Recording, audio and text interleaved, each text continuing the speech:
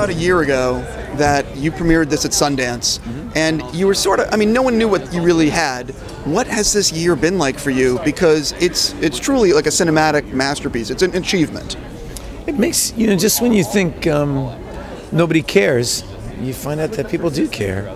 It's an amazing, I mean, it's just when I thought that it was impossible for independent cinema to really break through to the popular culture,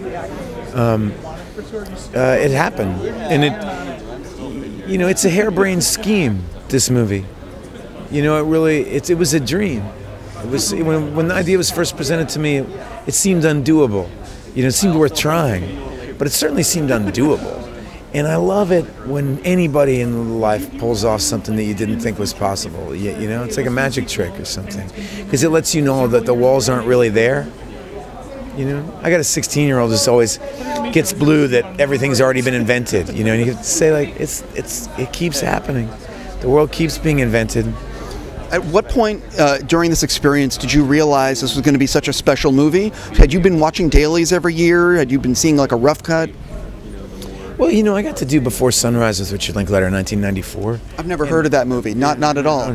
And so I knew he was special then. And see, and I felt, you know, there was a reason why I've been to that well 8 times. You know, there's water there. Had you been watching dailies or seen a rough cut during the filming? I watched him make it like, you know, I made 8 movies with Rick, and so I don't know how many of them I made with him during the time we were making this, but a bunch, 3 or 4. And, you know, we wrote a couple together, and so I was always I get to where I'd shotgun on this and see the quilt get made, you know, one year by year, patch by patch. 100%.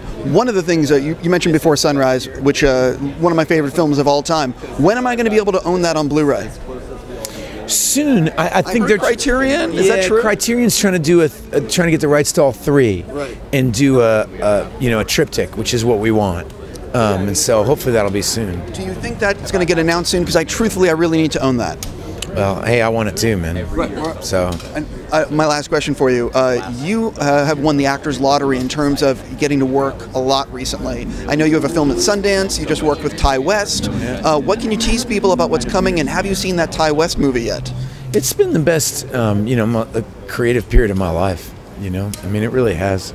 We got a new movie with Andrew Niccol called Good Kill, which is about these drone pilots. It's just really political, really interesting film. And this movie, 10,000 Saints, which is a family drama that's going to be at Sundance. And the Ty West in the Valley of Violence, I haven't seen it yet. We finished shooting it a couple months ago. And then I just finished this movie where I played Chet Baker in a kind of reimagining of his life.